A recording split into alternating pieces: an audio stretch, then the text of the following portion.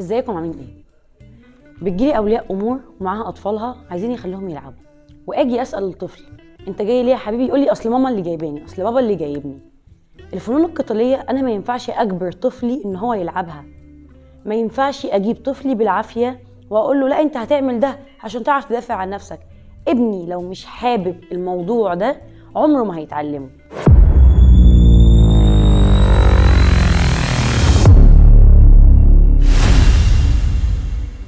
انا لو دخلت الطفل بالعافيه وقلت له تعالى اقف قصادي هنا وهتعمل 1 2 3 4، مش هيعمل ده لان هو مش حبه. حتى لو حاول ينفذ عمره ما هيبقى احسن، وعمره ما هيتقدم، عمره ما هيقدر يدخل بطولات، عمره ما هيقدر يقف في فايت.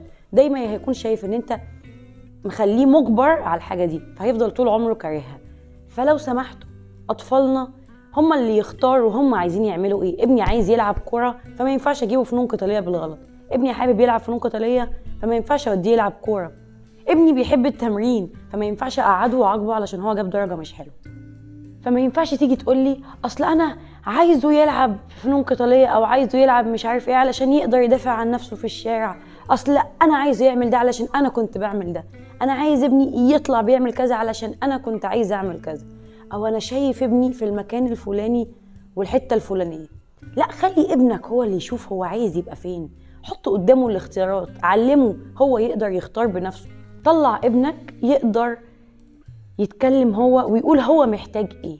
مش لازم انت اللي تختار له كل حاجة. الكلام ده مش على اللعبة بس يا جماعة، الكلام ده في الحياة في العموم. لازم ابنك هو اللي يقرر هو عايز يبقى ايه. لازم ابنك هو اللي يبقى حابب الحاجة اللي بيعملها. ما ينفعش تقول له لا انت هتدخل الكلية الفلانية، انت هتدخل مش عارف هتعمل كذا. خلي ابنك يختار، سيب عيالك ياخدوا هم القرار هم حابين يبقوا ايه. خلي ابنك يطلع عنده شخصية، ما تخليهوش دايما تابع، خليه دايما يبقى قائد، خليه دايما عارف هو حابب ايه وعايز يوصل له.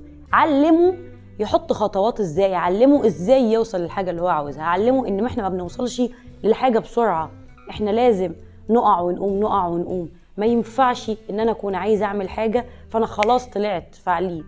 ما ينفعش لما افشل في حاجة من اول مرة اقول لا انا فاشل، لا هحاول مرة واثنين وثلاثة واربعة. ما تجبرش ابنك على حاجة، علمه ازاي يكون عنده شخصية، سيبه يختار اللي هو عاوزه. وعايز تشوف ابنك دايما احسن، لعب الرياضة بانتظام. سلام.